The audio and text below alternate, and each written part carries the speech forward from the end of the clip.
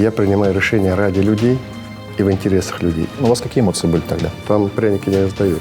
Там можно получить хорошо. Зачем так рисковать собой главе крупного региона Российской Федерации? Это естественная реакция нормального мужчины.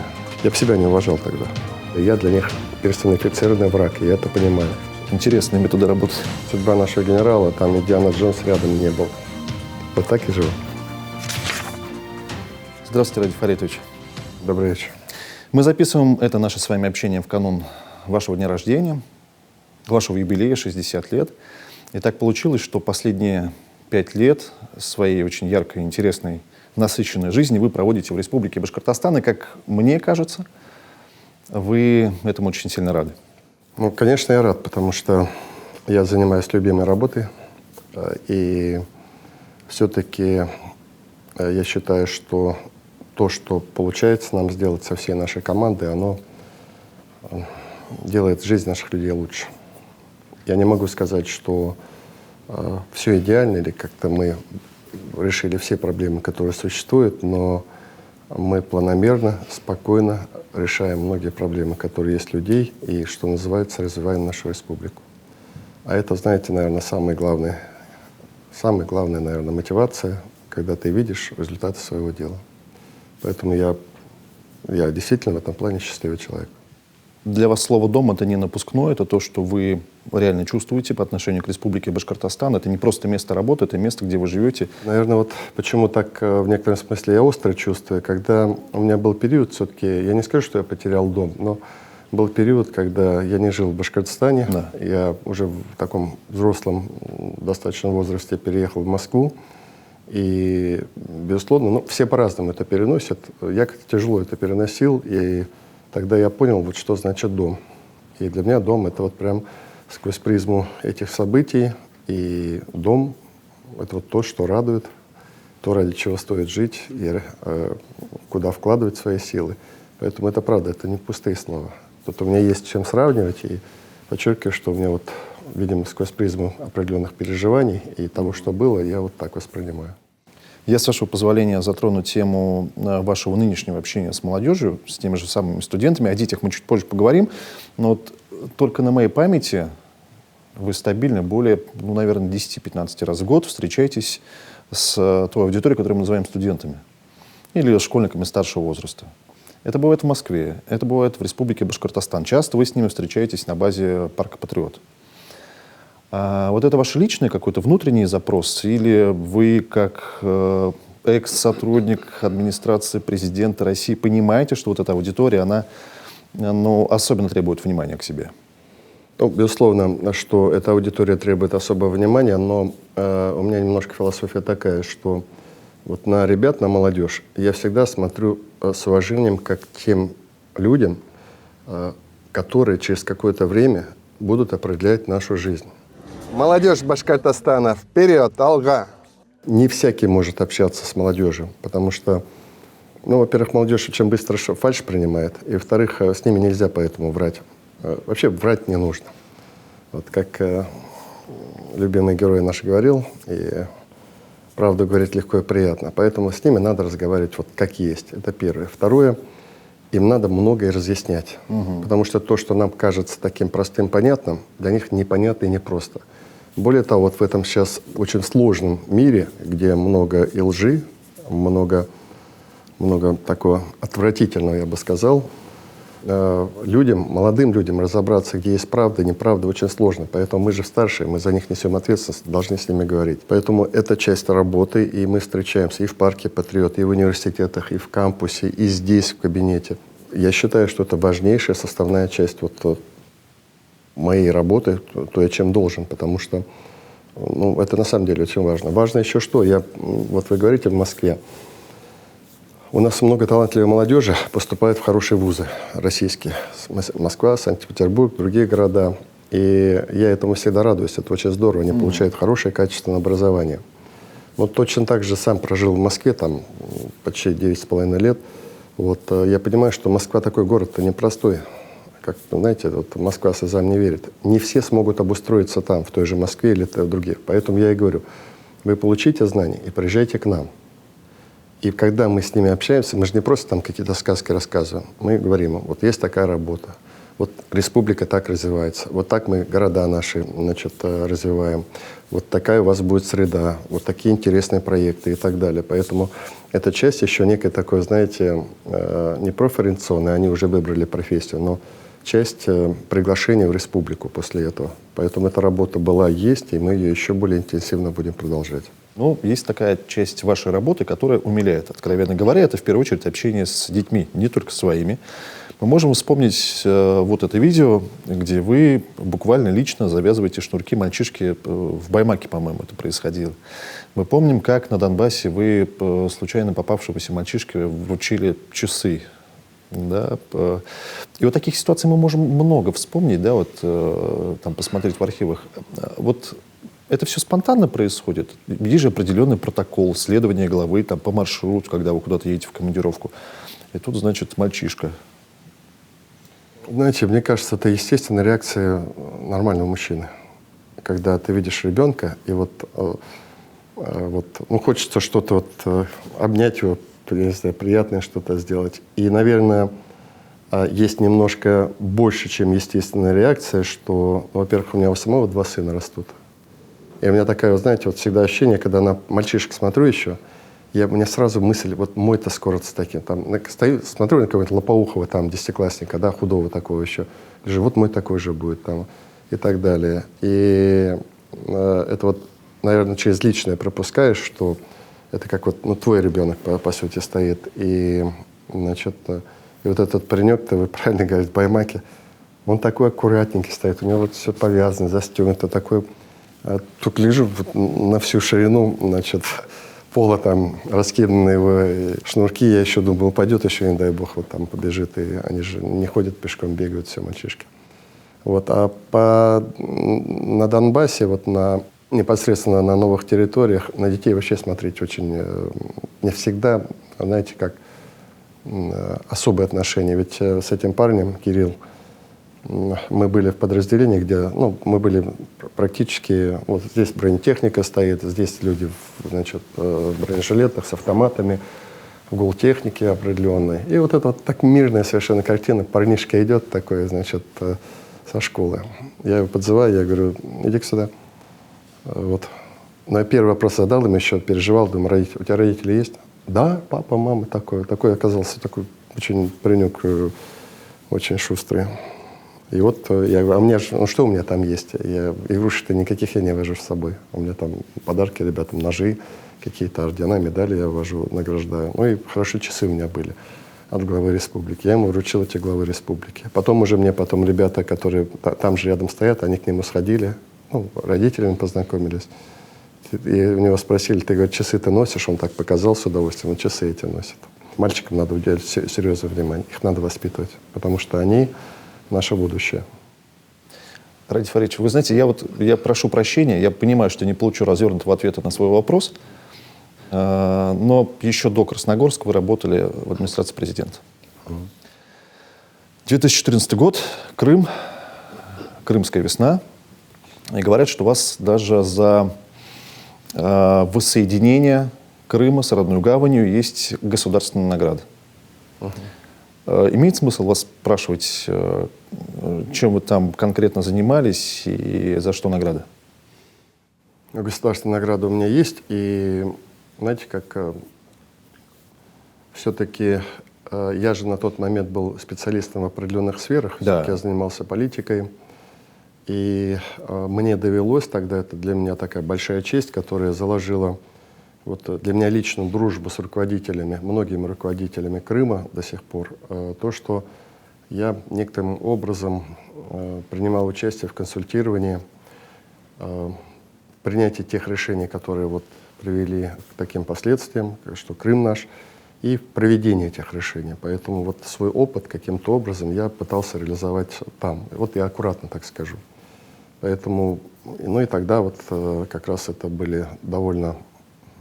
Настолько, знаете, вот не зря Крымская весна, это вот душа весна на самом деле была и есть, когда об этом вспоминаешь. Вот. Но это была такая вот не очень публичная работа.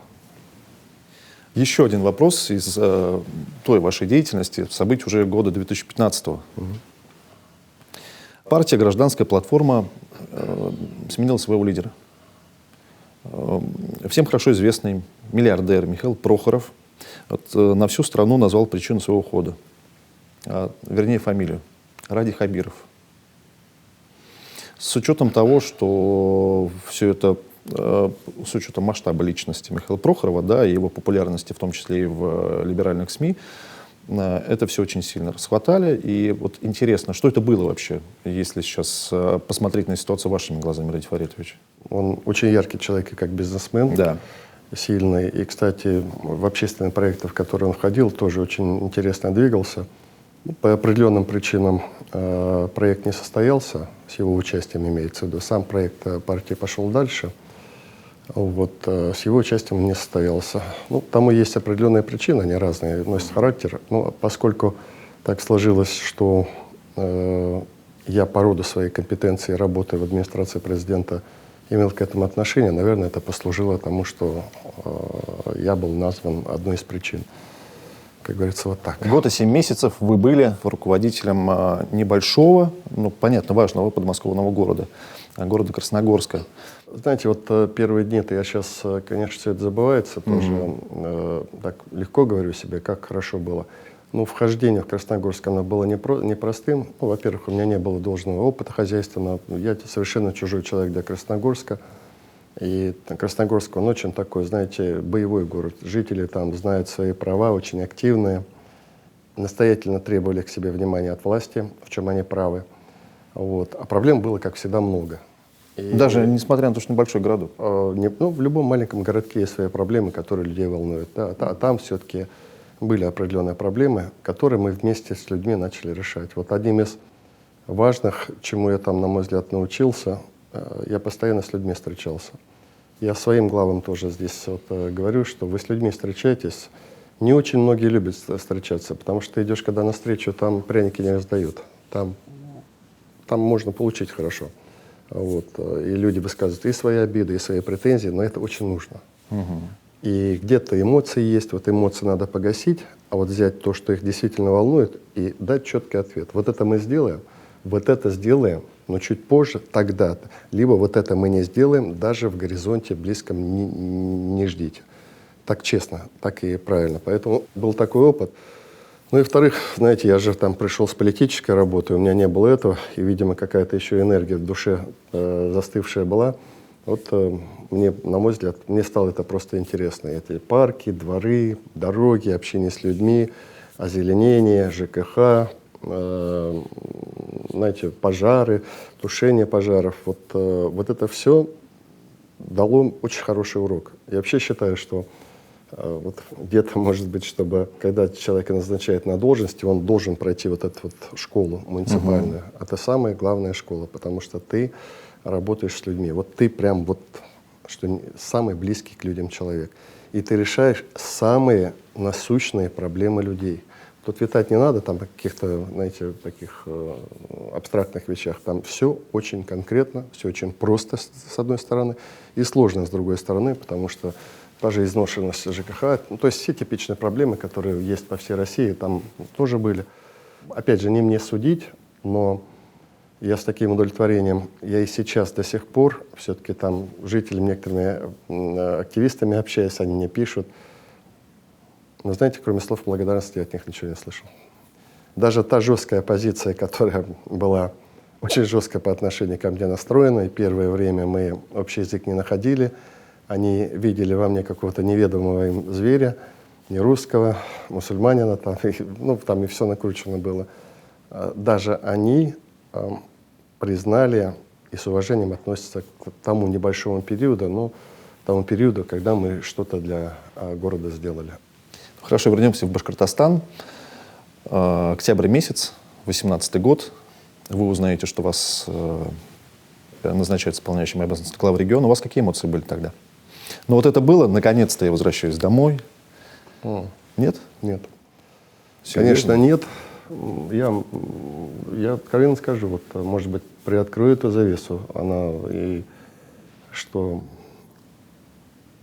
не было никакого такого, что там я знал задолго, что это произойдет. Ничего не знал. В этом плане администрация президента работает безупречно.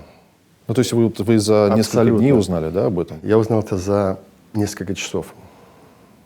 Я узнал это за несколько часов. Интересные методы работы. Это очень интересный метод работы, но надо же ясно понимать, что до этих нескольких часов проводится огромная аналитическая работа, кадровая работа и очень всесторонний анализ личности и так далее. В этом, я говорю, школа администрации президента, которая свою работу в данном случае, на мой взгляд, выполнила блестяще вот в части того, что никто ничего не знает, принимается решение, но решение обоснованное на представлении руководителей. Вот, поэтому это не было что-то такое ожидаемое. Ну, Радий Фаритович, ну чисто теоретически, вы же когда-то думали, что вы вернетесь в Республику Башкортостан на высокую руководящую должность. Ну, не предполагали даже. Нет, нет, и я честно это говорю. Я вполне неплохо работал, и если вот говорить о личном, мы когда вот во всей череде этих забот, которые есть, все с семьей сидим, вот разговариваем с супругой, мы оба одинаково считаем, вот для нас это самые счастливые годы нашей жизни. Это вот год и 7 месяцев, там 7-8, по-моему, вот месяцев, которые мы прожили. Потому что там объем работы мне был понятен. Там, конечно, не такая беспокойная работа, как здесь, не такие вызовы, которые здесь есть, и не такая публичность, просто сотрясающая, потому что ты публичен, ты здесь вот как на сковородке, как на тарелке ты виден. Поэтому, если говорить, вот что испытывал, ну, знаете, вот я так устроен, такой синдром ответственности, что ли. Я сразу переживал, смогу ли я выполнить эту работу. Потому что мне доверил президент. И вот у меня первое было, смогу ли я эту работу выполнить. И у меня даже не было никаких мыслей, поэтому я в таком, ну, не готовом, что ли, состоянии сюда приехал, если так говорить, да. То есть я не знал, какая тут обстановка. Я не так часто ездил тогда, поэтому не знал, в каком состоянии экономика, гражданское общество, не знал, в каком состоянии общественно-политическое настроение.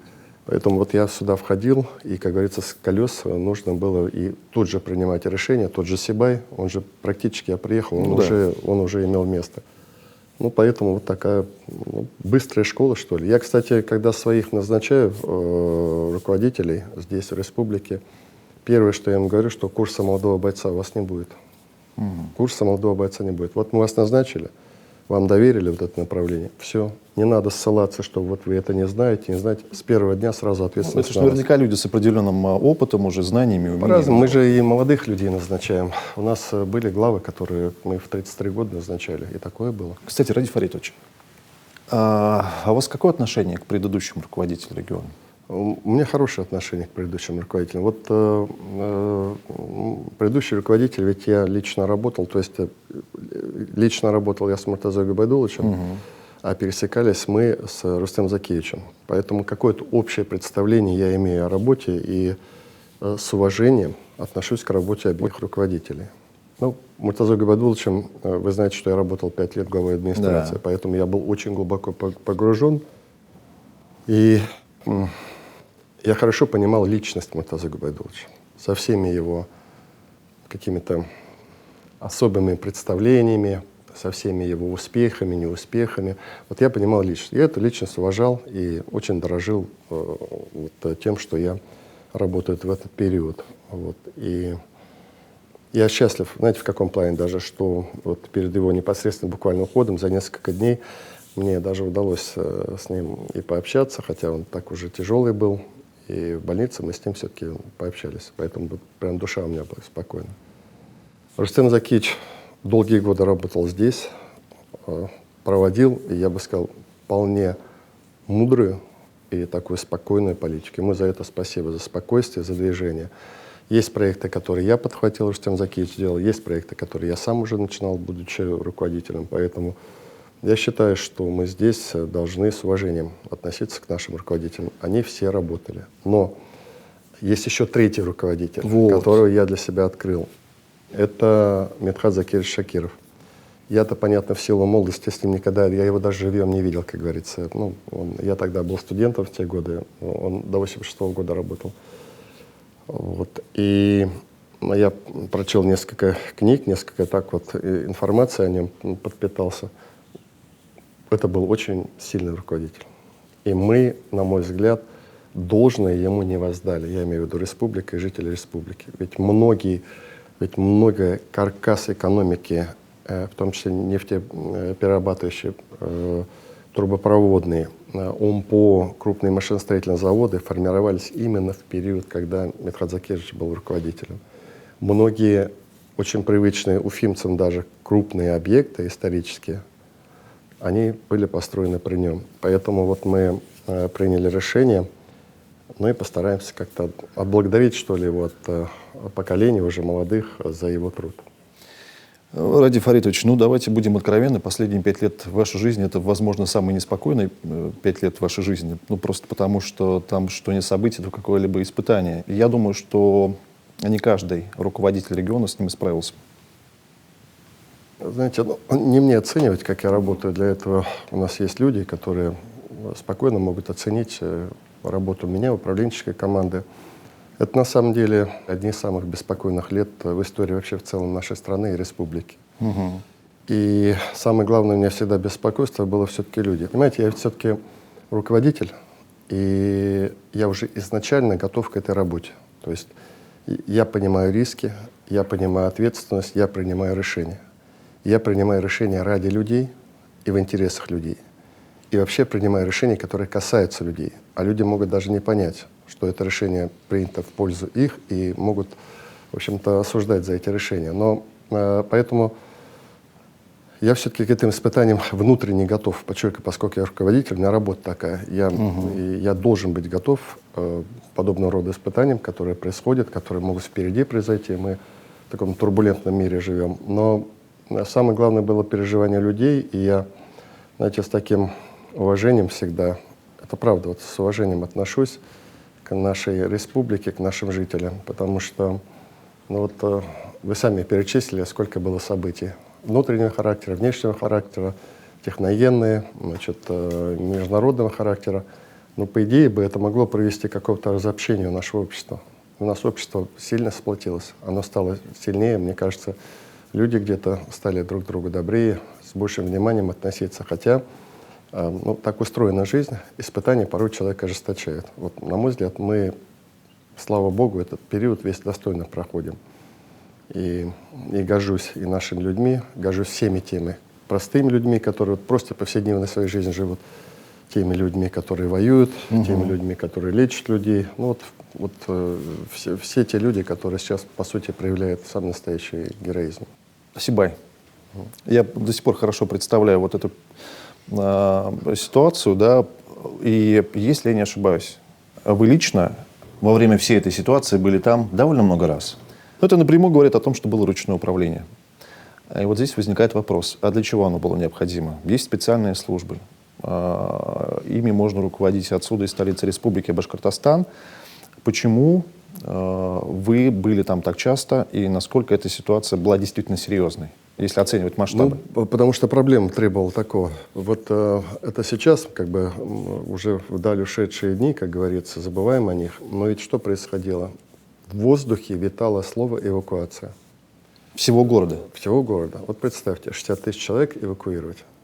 Мы иногда один многоквартирный дом не можем эвакуировать и расселить там в случае каких-то проблем в школе. А тут, представляете, 60 тысяч. Это огромная-огромная проблема. И она ведь чем была страшна?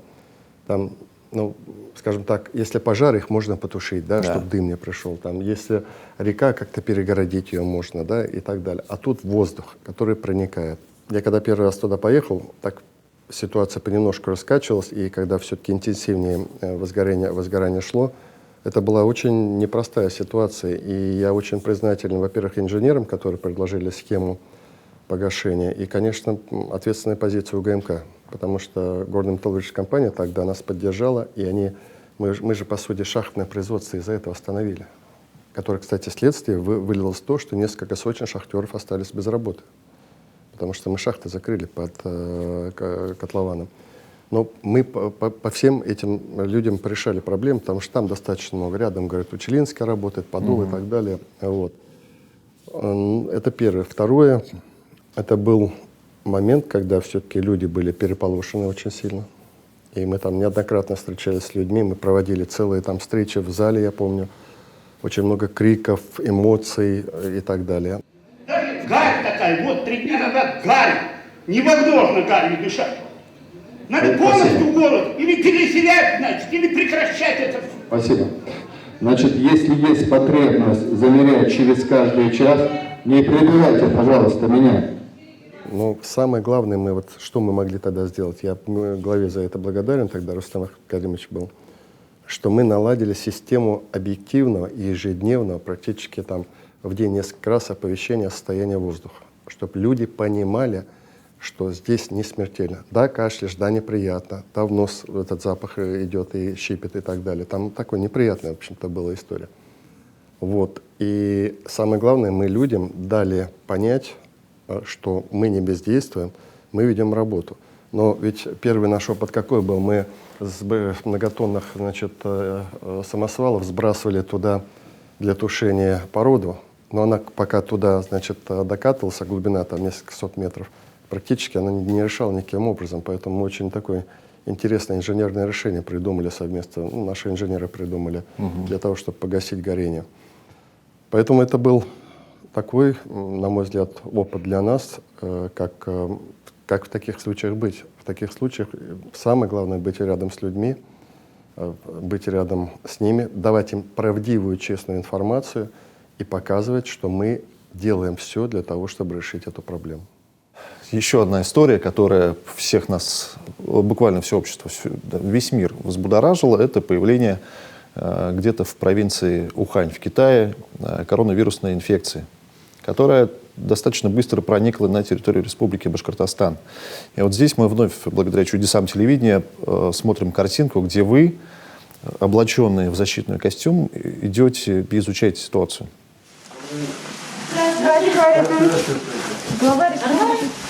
Вот так не чувствуете? Ничего не чувствую.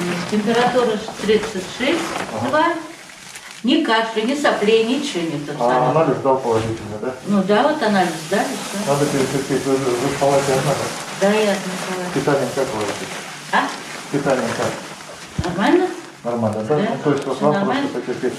Сами там не поломайте. Держитесь, ладно? Ничего никого не слушайте. Мы с вами работаем. Вы наша здесь главная рука. И наша поддержка. Я представляю, что это было страшно, потому что непонятно было, что такое ковид. Зачем вам нужно было туда идти? Пусть не складывается ощущение, что я вот такой, ну как сказать, безбашенный, и свою голову сую вот куда только не попади, как говорится. Но это опять ровно была та ситуация, которая, ну, наверное, это было на тот момент и правильное управленческое решение. Причем такое, основанное на таком холодном анализе и так далее. Вы помните, у нас полыхнул тогда, если так образно скажу, РКБ. Помните, оттуда, значит, пошло «спасите, мы погибаем», да, и так далее, значит, и так далее. И руководителю на тот момент учреждения и с ей командой было сложно удержать, они как-то теряли, я чувствовал, что они теряют, ситуацию из-под контроля выходит. Что в этих случаях делается? Ну, конечно, ты сам идешь. Поэтому для нас это был новый опыт. Одеваться я тогда не умел. Это сейчас я уже примерно представляю. Поэтому мы сюда пригласили, я помню, здесь вот в комнате отдыха медсестру. К тому, что вы говорите, я это не для красного словца говорю, я просто хочу вновь подчеркнуть героизм наших врачей. Потому что я когда одевался, мне было, правда, страшно. И я, ну, такое ощущение, что я шел туда, вплоть до того, что там не вернешься. Это страшно было. Я позвонил еще жене и предупредил. Я говорю: Карина, вот такая история, мне нужно туда пойти. Вот, как бы, знаете, и со мной же и оператор шел, Ильшат. И я обратил на него внимание, мы когда переодевались, у него вот так вот пот шел ручьем, он очень волновался тоже, потому что, ну, мы правда не знали, что это такое. Оделись, это одно, ну, потренировались, потом приехали, соответственно, в РКБ, и когда туда зашли, понятного опыта не было, у меня очки тут же запотели, тут не то, что там что-то видите, я вообще ничего не видел. Мы пообщались, там еще очень темно в вечернее время, и, конечно, был такой диссонанс, я захожу весь в этом облачении, а там 3 парня и сидят играть в карты. Они, ну, им-то не надо, они предохраняться, сказать, защищаться они, потому что уже переболели. Вот, поэтому на тот момент, вот теперь представьте, я взрослый человек, да, и я иду, потому что мне надо, и это управленческое решение. А сотни наших молодых девчонок, медсестер, врачей, которые не молодые уже, и для которых заболеть — это огромный риск. Мы все знаем, какие последствия от ковида. Ребят молодых, мужчин, которые туда ходили каждый день. И одна твоя ошибка каждая. Причем бывали такие случаи, вроде и врачи предохраняются, защищаются, но в результате получалось, что он все равно заболевал. Мы еще, помните, тогда лозунг, не лозунг в республике, мы говорили, что это время героев. И вот эти вот 2 с лишним года, и сейчас, кстати, это время героев, когда врачи вот так вот выполняют эту работу. Я очень им благодарен, потому что врачебное сообщество настолько проявило высокий профессионализм и такую стойкость настоящую. Поэтому мы их и награждали такими медалями, орденами за мужество, вот, за такую самоотверженность. Ну, ковид никуда не ушел, мы с ним так и живем, просто гораздо спокойнее уже как-то, да, Ради Фаритович? Знаете, это, к сожалению, такая история, что, мне кажется, мы стали снова беспечны. Мы до сих пор теряем людей, которые все-таки болеют, потому что ковид потом раз, два, потом человека догоняет, особенно если у него есть какие-то заболевания. Поэтому здесь, конечно, надо быть очень и очень разумным. Ради Фаритович, Куштау. До сих пор перед глазами вот эта вот картина, сильный дождь, вы под дождем, большая толпа людей. По Куштау принимаем, я предлагаю сегодня. Хватит еще раз воевать. Никому ничего хорошего не будет. Продолжим дальше воевать. Не надо этого делать. Сегодня все отсюда с горы уходят. Уходят ВСК. Не перебивайте, договорю. Уходят ВСК. Уходите вы. И я даю слово вам всем здесь, на эту гору. Никто не зайдет, пока мы не найдем компромиссное решение. Все так очень стихийно развивалось и в какой-то момент достигло точки кипения. Что это было? Вот сейчас это вопрос к вам как к руководителю региона, который поехал решать туда проблему лично, хотя, может быть, это было не обязательно. Ну, во-первых, это такой большой урок был для меня лично, как руководителя, для власти, для республики, что когда народ, прям народ, понимаете, вот так вот, это становится идеей людей, это становится прям животрепещущей людей, и люди не согласны, не надо идти против народа. Это вот первая история. Вторая история, вот, что касается этого, там ведь эскалация была довольно серьезная, и были столкновения, конфликты, ее надо было погашать каким-то образом. Поэтому там на тот момент, наверное, это было единственно возможным просто самому поехать и людей попытаться убедить. Вот, ну, как бы развести противоборствующие, если можно так сказать, стороны. И знаете, я туда ехал, знаете, ну, понятно, в душе было неспокойно, потому что люди были все-таки очень обижены, какая-то часть была агрессивной, вот, и так, знаете, вот, никому не верили, поэтому вот туда ехал я определенным беспокойством, потому что услышат меня люди, не услышат. Но я, знаете, вот как-то у меня была спокойная уверенность, что вот я для себя сказал, пока я этот вопрос там не урегулирую, и все с горы не уйдут, я оттуда не уйду. Надо будет час разговаривать, буду час разговаривать. Надо 5 часов разговаривать, 5 часов. Надо там сутки стоять, значит, сутки будем стоять. Вот, поэтому я с этим таким определенным настроем туда ехал, но видите, как люди, у нас же замечательные люди, я каждый раз, они же мне поверили. Я им обещал все, что я обещал, я все сделал. Вот, и я их попросил вот спокойно, разговор-то был сам очень короткий. Люди меня услышали, люди поверили, люди ушли с горы, все, мы разошлись.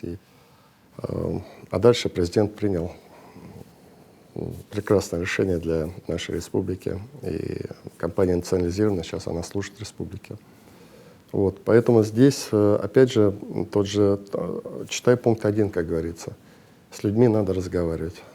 И даже разговаривать надо тогда, когда ты видишь, что люди разозлены и так далее. Потому что нет ничего другого. Ради Фаритович, когда вы говорите «люди», там ведь настолько обширная категория жителей республики была. Там разные были люди, там разные. Там вот самое, что меня поразило, там большое количество, как я говорю, романтиков было. Знаете, вот светлых таких людей, которые пришли защищать гору, которые считают, что это так должно быть, что это достояние. Это люди, знаете, это не национальный протест, это такой вот это не какой-то экологический протест. Это такой, вот, то, что называется люди, народ. Он сказал нет. Вот. Молодые девчонки совершенно, взрослые люди, там, с детьми некоторые были. Радий Фаритович, да, мы чуть позже перейдем к теме специальной военной операции, потому что ее нельзя не затронуть, да? Но перед этим была звезда Героя Шеймуратова. Я думаю, что если бы не ваш личный вклад, я сейчас пусть не звучит как хвальба, но если реально не ваш личный вклад, то не было бы у нашего легендарного комдива звезды Героя России. Уникальная абсолютная история. Если честно, мало понятно, как мы эту историю решили в пользу присвоения звания Героя России Минигали Шеймуратову. Это какие-то старые связи. Я знаю, что вы лично на Донбасс ездили. Я знаю, что вы лично там собирали документы, которые были у жителей Донбасса. Вы были на могиле, оттуда привезли землю сюда, на территорию Башкортостана. Расскажите вот эту историю и, может быть, подводя итог, почему это было важно для всех нас.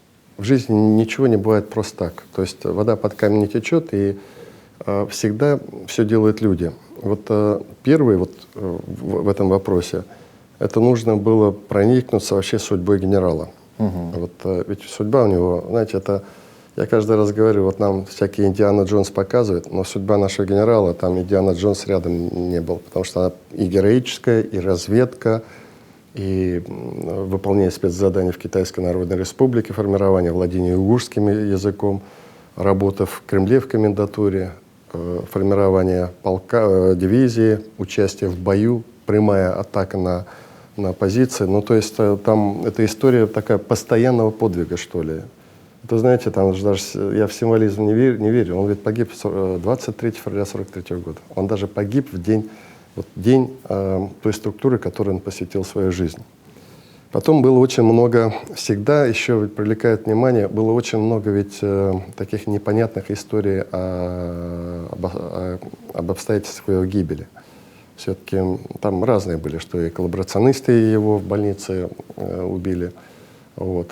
Мы все-таки более, с историками, я считаю, что пришли вот к тому пониманию, к обстоятельствам жизни и гибели его.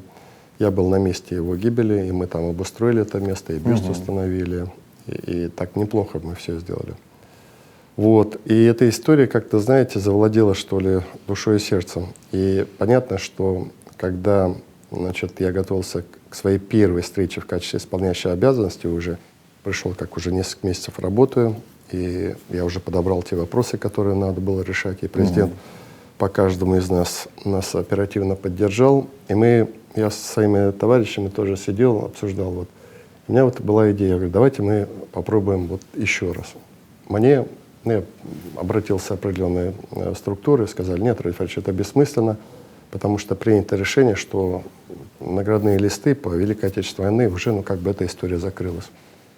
Тем не менее, вот мы сделали такой альбом хороший, я сделал, вот прям боевой путь, личность его. Там я сам до этого вот в архивах, в нашем архиве там много очень интересных материалов. Я сам лично читал обращение Буденова в 1948 году на имя председателя президента Верховного Совета Михаила Ивановича Калинина о том, что вот погиб комдив, генерал, и героически погиб. Прошу поддержать просьбу народа Башкортостана. И ведь с 1948 года обращения шли постоянно. Вот, вы знаете, я могу даже так сказать, когда я был главой администрации Муртазы Байдуловича, я как глава администрации, как раз работал главой администрации, в том числе направлял материалы очередной раз на то, чтобы присвоить. Каждый раз мы получали отрицательный ответ. Вот. И, соответственно, это получается 19-й год, осень, по-моему, да, и была встреча. Знаете, вот как-то я какое-то время посвятил рассказу президенту нашему, я рассказал вот эту историю. Он знал, понятно, ему доложили, он знал об этой истории. Вот, но когда как-то подробно, вот как это происходило, что это за человек, и вот он как-то, видимо, понял, я видел такой интерес у него, и как-то я даже по глазам видел, у него глаза теплеют, я как-то понял, вот мне кажется, он нас поддержит. И он пишет визу главе администрации, поддержать республику в этом вопросе. И, наверное, на тот момент, ну, как это говорят, счастливее человека не было. Я вышел первым делом, там он много писем подписал, тогда как раз мы, по сути, одно из первых решений, мы Кумапо остановили от превращения его в агрегатное предприятие, то есть не цельное предприятие с летным испытательным центром, который сейчас выпускает в большом количестве вертолетов семейства К. Вот. Там еще ряд вопросов, которые вот дали толчок развитию экономики нашей республики. А вот это для меня самое главное было. И когда вот это сделали, а потом 30 марта 2020 года указ мы увидели, ну, счастья не было до конца.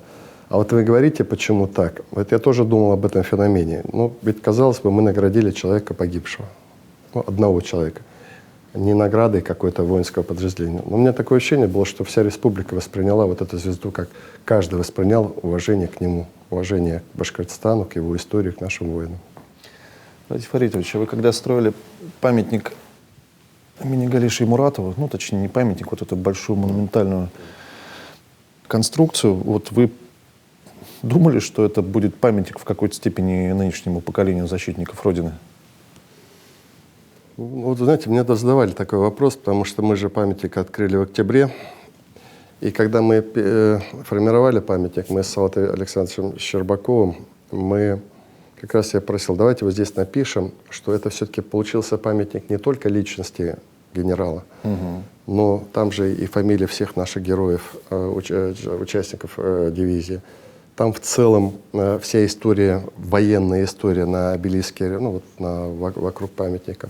Поэтому я подумал, что это в принципе уже сам по факту получился памятник тем, кто погиб в боях за Родину.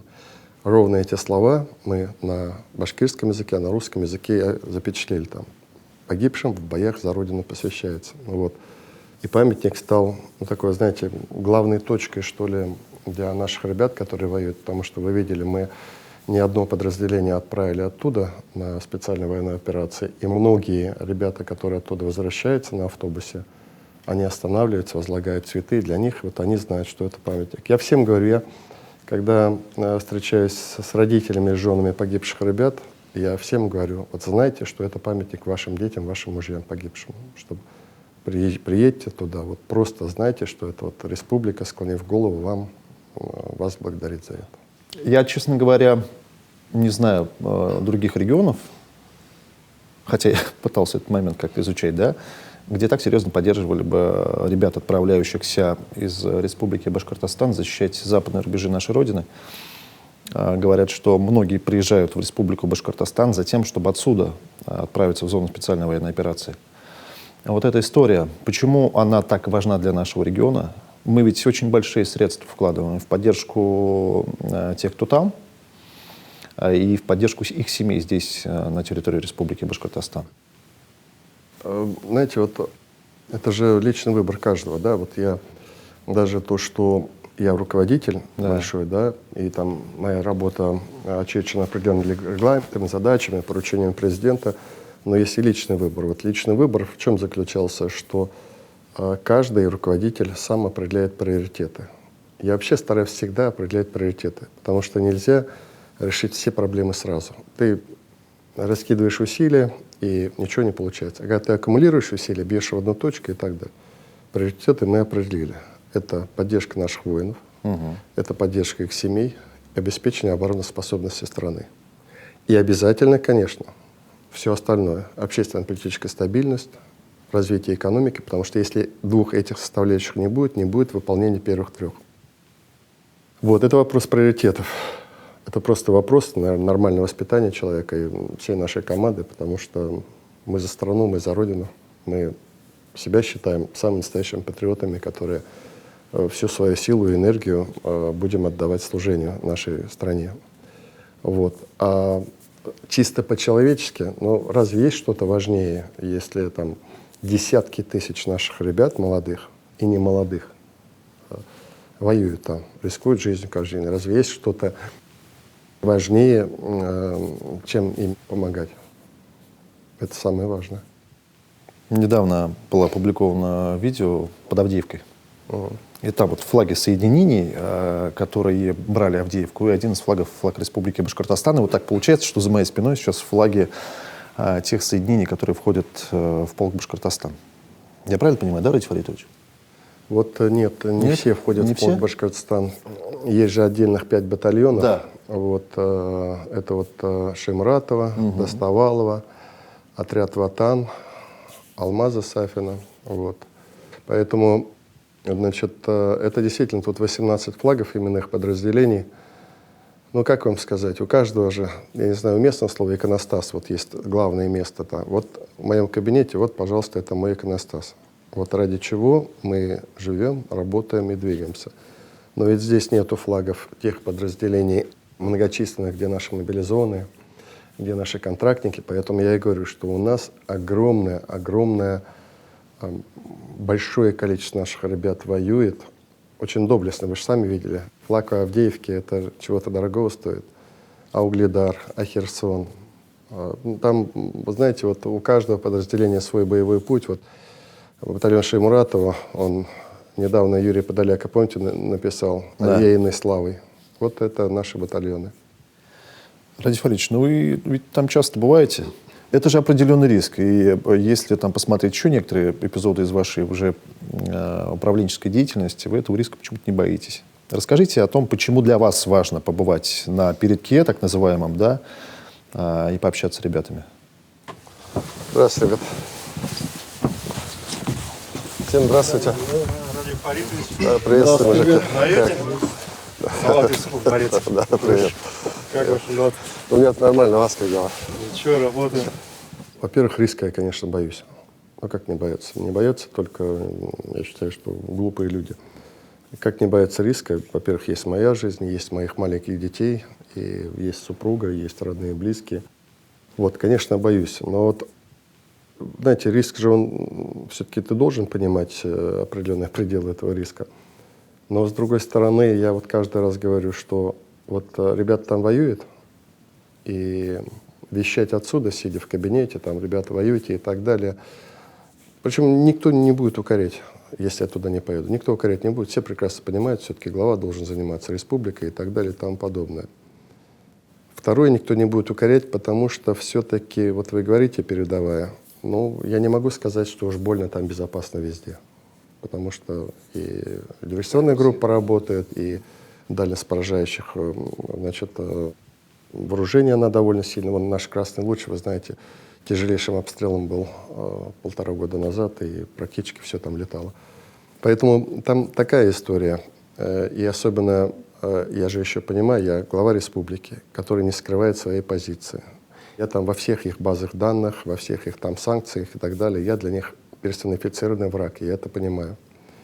За врагами охотятся и так далее. Поэтому тут я всегда еще... Там, знаете, всегда сложность какая. Когда туда едешь, хочешь же обнять, побольше увидеть. Нельзя этого делать. То есть, во-первых, ты сам притягиваешь проблему. Ты можешь притянуть определенную атаку на тебя. Вокруг тебя люди, пострадают люди. Поэтому здесь всегда надо очень умно делать. Я очень благодарен, вот, очень мне помогал всегда Азат Шамильевич, потому что он обстановку на месте знает, и мы всегда заранее прогнозировали. И никогда я не информировал, куда я туда еду. Я исчезал просто туда, пока вот эта информация не появлялась, что я там. За это время я успевал уже там побывать в каких-то местах и так далее. Второе, ребятам, на мой взгляд, это очень важно, что они понимают, что, ну, они понимают, что к ним серьезно относятся, понимают сложности их службы, понимают вообще в целом, видят их героизм. И они очень радуются, когда так вот встречают такого Радия Фаритовича и так далее. Поэтому эта работа, она есть, она должна быть, и многие руководители так поступают. Вопрос другой, что, подчеркиваю, здесь нужна чрезвычайно высокая дисциплина для того, чтобы, опять же, не подставить ребят, которые там приходят на встречу с тобой, или ты к ним приехал и не привез к ним проблему. Ребятам спрашиваю, что нужно. Вы знаете, иногда сам стою, вот с ними разговариваю, что ничего не нужно. Родину люблю, стреляю хорошо, как они шутят, и, значит, нет, ничего не нужно. Я говорю, ты откуда? Я оттуда, семья есть. Я говорю, хочешь, я к тебе заеду? Да, хочу. Я говорю, тогда предупреди своих, чтобы я заехал и так далее. Поэтому вот у меня уже в нескольких муниципалитетах, я так, когда ездил туда, узнавал, у меня, по-моему, даже должки остались, кому не было. И в Ишимбае я был у ребят, и в Туймазах я был у ребят дома, общался и в Учелах я заезжал к парню нашему молодому шеймуратовцу.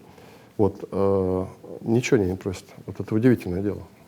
Нет такого. Там нету них, там все просто у них. На самом деле, вот многие же говорят, почему они потом туда опять едут, добровольцы наши. Говорят, да там просто хорошо. Там. Я оттуда всегда тоже уезжаю, знаете, как вот от какого-то чистого места, что ли. Понимаете? Там уважаешь, так уважаешь, не уважаешь, так не уважаешь. Любишь, так любишь, не любишь, так не любишь. Предаешь, так предаешь, как говорится. Я просто вспоминаю еще несколько кадров. Вы были на никахе. Какой район, сейчас не помню, родитель. Это Баймак. Баймак. Ну, Зауралье, да? Да, он говорил, что он женится, читает никах. И я говорю, хочешь, я приеду? Ну, это же тоже, я же понимаю, знаете, в данном случае, если можно так сказать, я в некотором смысле спекулирую своей должностью, потому что для молодой семьи, для простого парня, значит, с нашего далекого региона республики приехал глава республики и вот там сделал такое уважение. Это же приятно родителям, это приятно родным, близким, что вот к жениху приехал глава республики. Я-то приезжаю действительно с уважением и благодарностью. Вот. Я эту работу буду продолжать, и дай бог, пока вот все это не завершится. Ну, давайте вспомним ситуацию с гранатой. Давайте так, я сейчас могу к вам приехать, но вы складываете свое там оружие и со мной спокойно побеседуем. Я вам гарантирую, что если я что-то могу для вас сделать, я все сделаю. Нагаевское шоссе цепляют, перекрывают. Там, все так очень бурно развивается, и в какой-то момент мы получаем сообщения из разных источников, что глава региона поехал встречаться лично с молодым человеком, у которого в руках взрывное устройство, граната в данном случае. Слушай, чтобы ты понимал, мне твоя жизнь просто дорога, потому что ты попал в беду на самом деле, я тебе помочь хочу. Если я положу эту гранату, моя беда закончится, что ли? Твоя беда закончится точно. Но когда ты стоишь с гранатой, это уже угроза, ты должен понимать это. Здесь, давайте вспомним Юрия Подоляку, который, как один из лидеров общественного мнения России современной, вас отметил ваши геройские лидерские качества. Но был ряд ломов, которые сказали, зачем так рисковать собой главе крупного региона Российской Федерации. И вот здесь очень важно услышать вашу мотивацию, почему вы все-таки поступили так, почему поехали, почему лично решили встретиться. Там действительно ситуация развивалась быстро довольно. Я занят был каким-то, у меня освещение было или что. Угу. Но там триггером было что? Что он попросил, чтобы приехала глава. На этом можно было сразу ставить точку, потому что я спросил парень из одного наших батальонов, который мы формировали, я формировал. И, разумеется, что называется, билет на войну, то я ему выписал. И он хочет со мной встречи. Вот. У меня совсем там не было,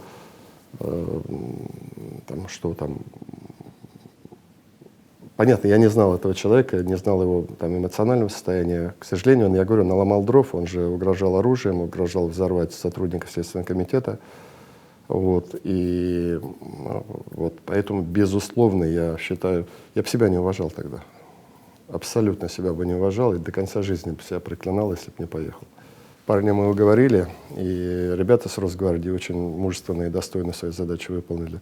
Парня мы уговорили, он взрыватель отвинтил, нам передал все и так далее. Но вы знаете, что он покончил с собой, потому что, знаете, это пример судьбы, сам себя,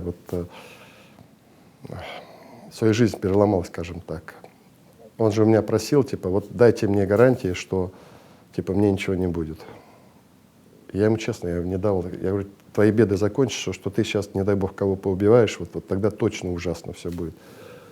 Я сказал, что найду тебе адвоката, все поддержу, готов поручителем в твоем суде выступать. Все, я ему обещал, потому что надо было спасти его жизнь, чтобы он не ломал более страшных дров.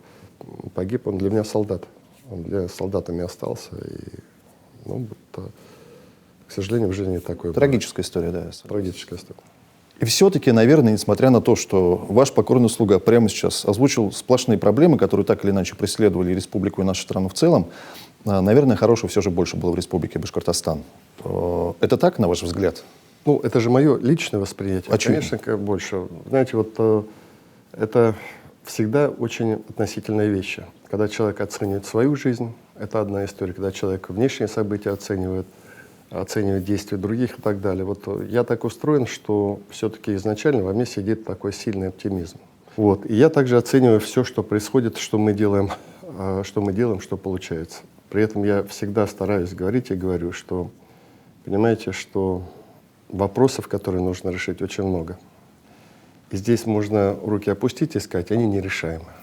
Либо взяться и планомерно, просто четко понимая, выстраивая иерархию проблем, их решать. Вот спокойно, то, что вот я люблю эту фразу, она как-то мне принадлежит, дожимать те проблемы, которые бывают.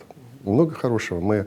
Во-первых, само общество, сама республика через такие испытания прошла, и при этом сохранилось, знаете, как вот крепкий регион, как крепкое общество, как зрелые люди. Вот. При этом сохранила темпы развития экономики, вернее, их увеличила даже. Мы совсем, хотя, знаете, прогнозы разные были, мы не остановили стройки. Мы строим дома, мы строим больницы, школы, садики. Мы очень много строим, мы делаем дороги и так далее. Поэтому мне кажется, что вот это позволяет нам говорить, что все-таки хорошего, конечно, больше. Так ситуация, Ради Фаритович, происходит, что сейчас мы очень тесно, близко, и меня это особенно радует, общаемся с братьями-белорусами. Вы там часто бываете с делегацией правительства и администрации. А в Казахстане вы встречались с руководителем страны, и вообще ваши поездки в страны СНГ, они становятся таким явлением не постоянным, но стабильным. Почему для нас сейчас важно развивать вот эти отношения деловые, политические, туристические, и продолжится ли эта тенденция в дальнейшем? Вы, на мой взгляд, правильно обратили внимание, почему сейчас. Да. Вот первый, второй, третий год своей работы я-то особо вот так вот не галопировал, как говорится, по поездкам. А сейчас интенсивность мы увеличили. Абсолютно естественно рациональное объяснение. Энергия была направлена здесь, внутри. Но в то же время, после 22 года, после санкционной политики, началось ясное понимание, что если мы будем замыкаться только в себе, то мы точно что-то пропустим, мы точно чего-то не сделаем. Потому что все логистические цепочки порвались, нету комплектующих, там завис наш автобус, там, значит, в станкостроении свои проблемы, там нефтехимии каких-то катализаторов не хватает, много чего и так далее, да?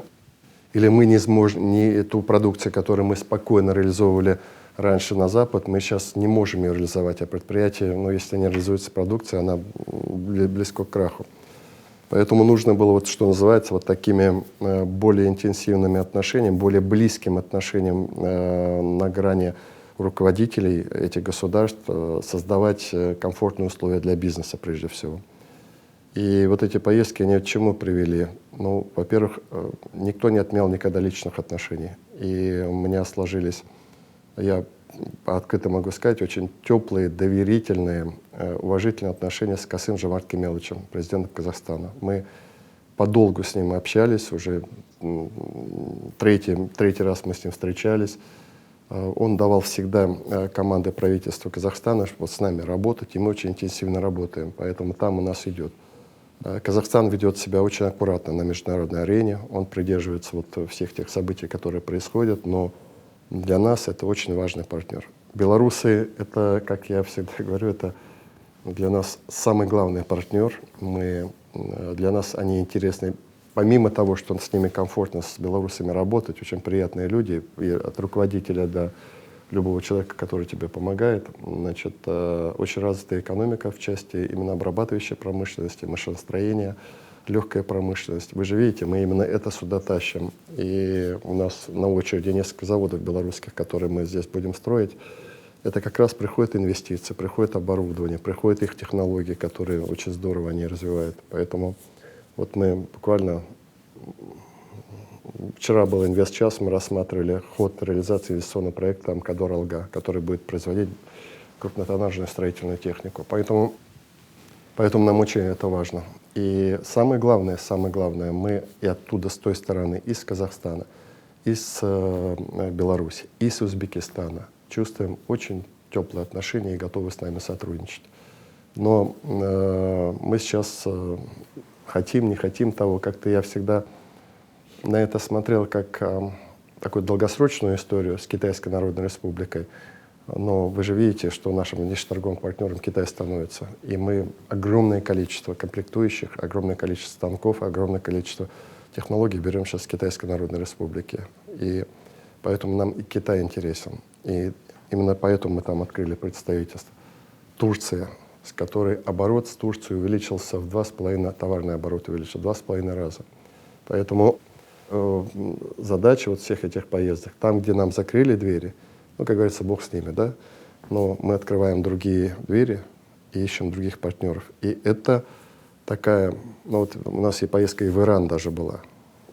Кстати, мы сейчас, благодаря этой поездке, ряд предприятий, что называется, поженили, да. Вот некоторые иранские технологии, наши крупные предприятия сейчас, которые работают в особой экономической зоне, будут реализовывать иранские технологии в области нефтехимии. Вот, поэтому вот это, знаете, как некий локомотив, который открывает двери для бизнеса, для экономики. Раис Фаритович, ну вот еще одна ваша любимая тема, я в этом абсолютно уверен, судя по тому, сколько времени и внимания вы уделяете, это тема внутреннего туризма и развития туристического потенциала. Он всем хорошо известен, я имею в виду Башкортостан. Насколько много работы еще предстоит проделать на территории Башкортостана, разумеется, для того, чтобы к нам ехали и хотели возвращаться? Ну, я же так понимаю, судя вот по недавней картинке, когда вы с супругой были в Мурадымовском ущелье и посмотрели, как там наши зубры, башкиры белорусские, сами любите попутешествовать по республике? Давайте сперва отвечу вообще вопрос в целом вот, по туризму. Опять вопрос приоритетов. Туризм мы воспринимаем как очень важную отрасль экономики. Это важная отрасль экономики. Она дает деньги, в ней работают десятки тысяч людей. Раз. Второе. Ну как не заниматься туризмом в такой благословенной республике, как Башкортостан, которой и истории наши предки, и природа, и Всевышний дали то, что людям интересно. Вот. Поэтому вопрос был такой, что как бы природа и люди, предки дали, а что мы сделали для этого? Это инфраструктура, это туристические продукты, это в целом, вот, понимаете, вот даже вот Уфу посмотрите, на мой взгляд, вот, ведь площадь генерала Шаймурата, она помимо вот таких мемориальных функций и функций, связанных с героями Отечества, она выполняет туристическую функцию. Люди сюда приезжают, там постоянно стоят автобусы, то есть здесь важно еще наводить порядок в городах элементарно. Никто не поедет в чумазый город, никто не поедет в нестриженные там газоны, никто не поедет, если не будет видеть интересные, красивые здания, события, ухоженные исторические объекты, музеи и так далее и тому подобное. Поэтому вот эта часть работы, она очень многоплановая. Если кто-то турист, он не будет ездить, тебя один раз проедет, скажет, да вам даже в туалет остановиться негде, и придорожного сервиса нету и так далее. Другой не поедет, скажет, я привык в Европе ориентироваться по туристическим знакам навигации и так далее и тому подобное. Поэтому вот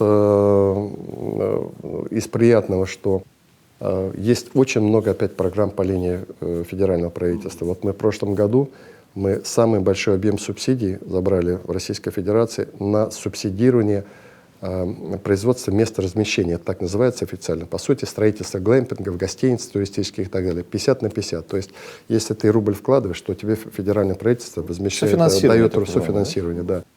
Мы более 600 миллионов денег вложили. А это появилось порядка, я могу даже точно, по-моему, 44 глэмпинга и малых гостиниц, и турбаз появилось. Вот, это серьезно на самом деле, да. И эта работа еще продолжается и идет. Поэтому, вот я даже могу сказать, ваша программа «Башкирские каникулы», она же не просто заявилась. Я же инициатором был, вы ее блестяще использовали. «Атлас Баженова».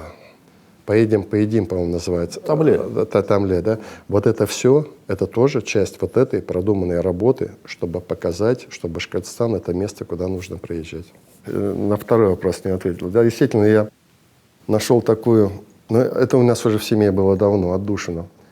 Знаете, что я считаю? Нет ничего более романтичного путешествия с любимым человеком или свидания, как хотите назовите, поехать в какой-то исторический объект.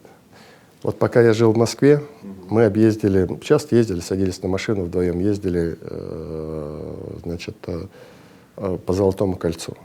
Здесь мы ездим здесь. Мы и, значит, ездили, значит, в Ермекеевский район, Бугабашский монастырь, значит, мы Значит, ездили в мавзолей Турахана, вот в этот раз ездили в Мурадымовское. Когда есть возможность, я тоже так же делаю, потому что, но для этого важно что? Для этого важно, что, опять же, чтобы была комфортная дорога доехать, было место остановиться, где-то перекусить, где-то сувениры купить.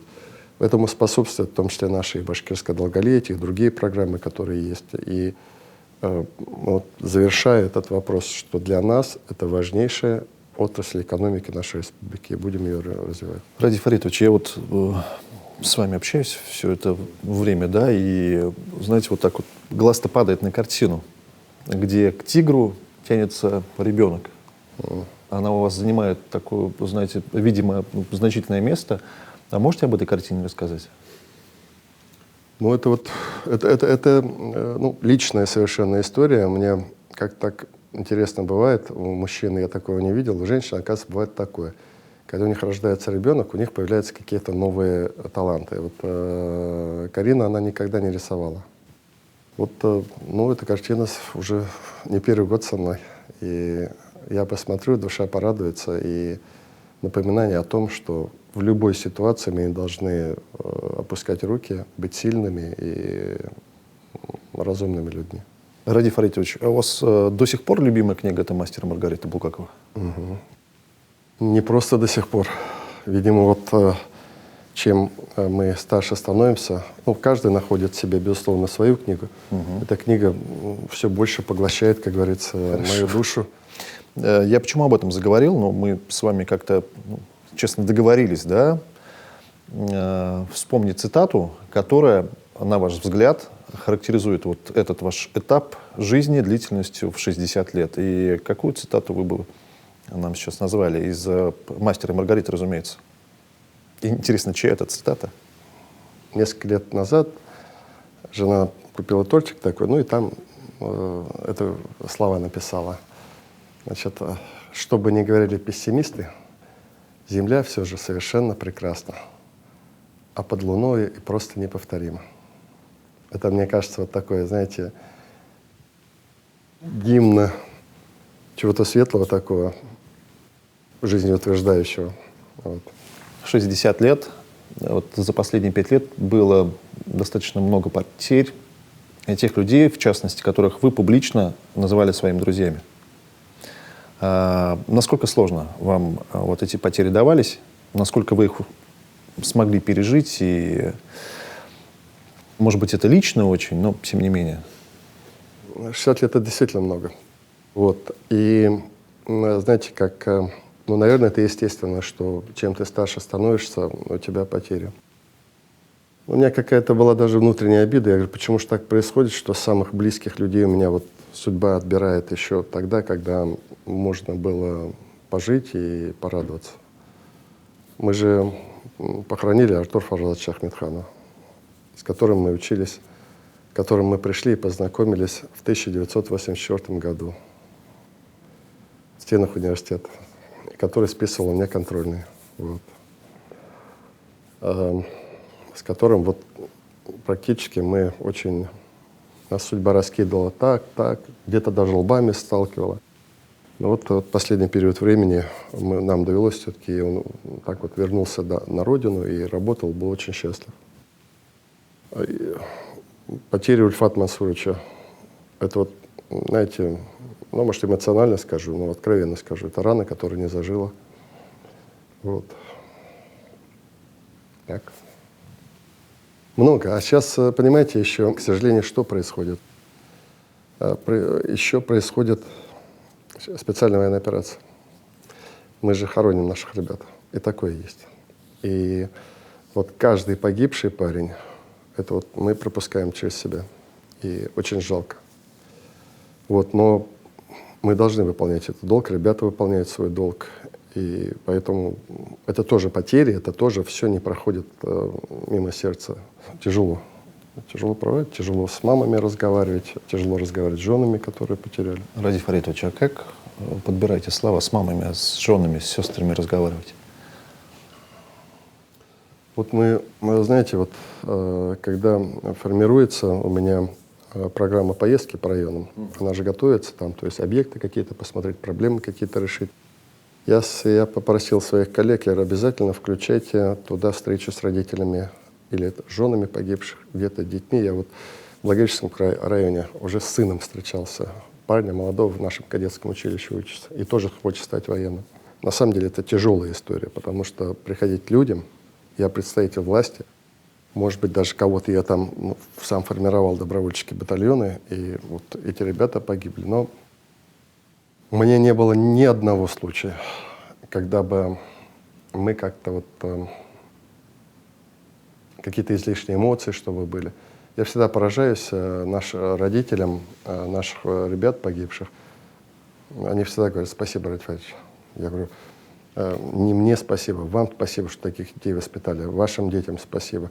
Спасибо, Радий Фаридович, что вот приехали, поговорили и так далее. Поэтому, а слова, не, знаете, это очень просто на самом деле. Фальши не должно быть, и все. Радий Фаритович, о созидании поговорим, таком уже мирном, что называется, да? Я, честно говоря, не знаю, что было бы в Республике Башкортостан, не будь тех проблем, которые возникали, но даже при всем при этом удается существенно преобразить облик Башкортостана. Надеемся, что в ближайшее время достроят улицу Пугачева, которая такая, знаете, мощная артерия автомобильная. Мы можем вспомнить и учреждение культуры и так далее. Абсолютно удивительный музей, который открылся в Брузянском районе. Честно говоря, когда увидел, я был в шоке вообще от того, что сейчас строится музей кочевых цивилизаций. Я как-то уже задавал вам этот вопрос, да, на определенной передаче, но вот вы какой видите Республику Башкортостан с точки зрения облика для наших потомков в ближайшей перспективе? Знаете, вот как-то так, я честно признаюсь, ведь у меня, в силу вот тех событий, которые вот на протяжении всех этих лет особо не было возможности посидеть и помечтать. Постоянно решение проблем, которые постоянно возникают и носят такой вот немедленный характер. Да. Вот. Но я вам такой пример приведу и, наверное, постараюсь ответить на вопрос. Вот мы каждый год сейчас начали выделять в рамках капремонта, в рамках благоустройства территории 100 миллионов, потом 200. В этом году выделили 400 на ремонт крыш. У нас в республике еще есть многоквартирные дома, где течет крыша. И можно строить великолепные дворцы, приглашать там лучших архитекторов мира и так далее. Но я считаю, что будет справедливо и правильно, если мы, то, что я говорю, залечим старые болячки. Куда-то воду подадим, где-то починим крыши, поднимем заборы, обеспечим теплоснабжение, значит, наведем порядок на наших предприятиях, заводах и так далее. То есть многое, что мы сейчас делаем, мы лечим болячки, многочисленные, накопленные годами. Недовольство людей есть, которые 10-15 лет им обещают, не делали. Поэтому, а это всегда ресурсы, это всегда, прежде всего, деньги, состояние экономики, соответственно, и так далее. Поэтому очень много энергии и очень много усилий, денег уходит именно на это. Это вот первое. Поэтому, что бы я сказал, как мы должны видеть? Первое, давайте всем миром, как говорится, всей командой управленческой, главным муниципалитетом, с людьми, мы наведем порядок вот так, чтобы вот базово у нас было хорошо. Это вот первое. А потом уже будем мечтать о великом, казалось бы. Но мы же и сейчас мечтаем о великом, потому что те объекты, которые мы сейчас строим, на мой взгляд, они какое-то такое приятное впечатление, приятно будет преображать и наши города и села. То, что вы говорите, Пугачевка, это же не Пугачевка, это мы ее называем Южные ворота. Там же 2 развязки, там 2 дороги, там входная группа. Это я могу рассказывать просто много. Пугачевка. Да, это стоит 19 миллиардов рублей, и дай нам Бог эту историю закрыть. Радий Фаритович, один еще уточняющий вопрос по поводу парка «Патриот». Сейчас его филиалы появляются на территории нескольких районов Республики Башкортостан. Вот его создание, это для чего? Это веяние времени после наступления специальной военной операции. Вы так много ему внимания уделяете, если честно, и откровенно то, что с ним происходит в последнее время, да, конечно, поражает воображение, с хорошей точки зрения, безусловно. А ваша личная мотивация вкладывать энергию и ресурсы в этот проект? Начну со второго, наверное, вопроса. В любой работе же есть какие-то вещи, которые тебе просто для души и больше нравятся. Да. И ты сам даже не понимая того, вкладываешь туда больше энергии, мыслей и так далее. Я очень даже люблю просто туда проехать и побродить вот по парку Патриот. И место красивое, и самое главное, я понимаю, что мы на самом деле сделали хорошее место, где мальчишки, это вот туда мальчишек 8-10 классов собираем, вот получают некую такую маленькую школу жизни, маленькую школу мужества. Почему? Потому что для многих из них, вот вы не поверите, на 5 дней они уезжают в другой город, оказываются без родителей, это первый раз. Это такой курс молодого бойца. Конечно, это вот прям вот и так далее. Плюс мы там создаем очень серьезную атмосферу. Атмосфера, с одной стороны, безграничного уважения и любви их, как наших детей, и второе, строгости, дисциплины и, знаете, такого серьезного подхода к тому, что мы пытаемся вложить им в головы. Любовь к родине, патриотизм, знание наших предков, знание нашей истории. И поэтому там идет очень серьезно. Мне кажется, вот за эти 5 дней мы детям нашим что-то на самом деле полезное и хорошее вкладываем. Я не говорю, что мы там можем перевернуть за эти 5 дней их мировоззрение, но тем не менее вот эту попытку такой кирпичик мы это делаем. Это вот первое. Второе, что с первого дня, как мы приступили к Патриоту, я просил, и, собственно, мы с строителями так и договаривались, чтобы там были хорошие условия. Чтобы он приезжал, постель, душ, туалет, хорошая одежда, обязательно очень хорошее питание, чтобы они голодными не ходили. Там 5, даже почти 6-разовое питание, как говорится, там с дополнительным.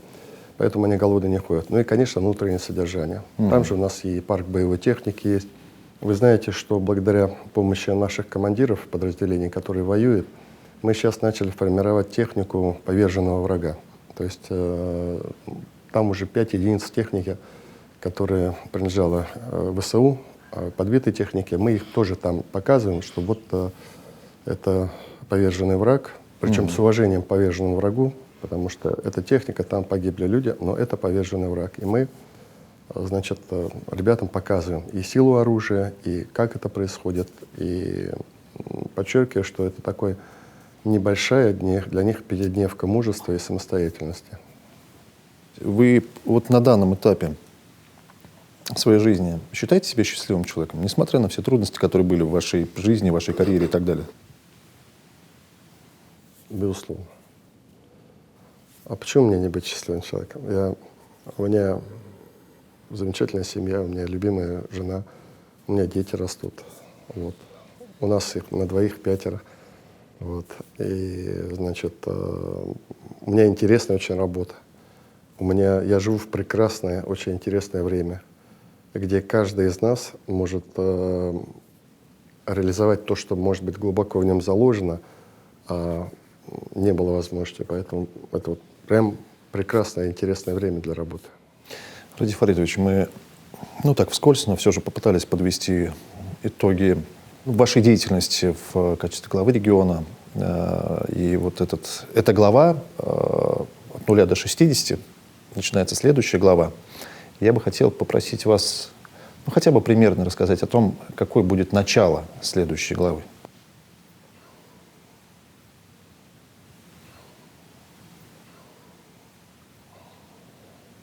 Я не поверю, что у вас нет какого-то плана. Есть у меня план прекрасный. Я надеюсь, что через несколько дней после, вот как вы говорите, новой главы, мы откроем восточный выезд и запустим туда технику. Поэтому впереди что? Впереди много работы, очень интересной, очень созидательной. Вот, мы видим, что будут новые нацпроекты, мы видим контуры того, что мы можем построить, и какие обещания, данные мной людям в ходе вот всех моих поездок, будут выполнены вот в ближайшее время. Вот, мы видим горизонты, вот, когда я должен вот, практически все, что обещал сделать. Вот, это непростая задача, у людей очень много вопросов, поэтому я говорю, что здесь очень важно, чтобы я людей не обманул. Я очень переживаю, честно вам скажу, когда что-то обещал, оно вот не успевает делаться. Потому что мы сами с вами сегодня говорили, много чего нас отвлекло от созидательной деятельности. Это же и деньги уходят, прежде всего, и ресурсы. Вот, поэтому много очень интересной работы. Мы работаем сейчас, я уже как-то говорил, над программой «Башкортостан 3.0», и в ней мы определим опять не абстрактные вещи. Я вообще не люблю абстрактного ничего. Я люблю все, что можно потрогать, пощупать, проверить и так далее. И это будет, опять же, перечень того, наше видение такой, к чему должна Республика Башкортостан для людей прийти к 2030 году, что построить, что поправить, какие объекты ввести, какие новые проекты запустить, какие заводы станут, чем мы прославим Башкортостан и так далее и тому подобное. Спасибо, Ради Фаритович. И, как это говорят, с днем рождения. с Спасибо юбилеем. большое.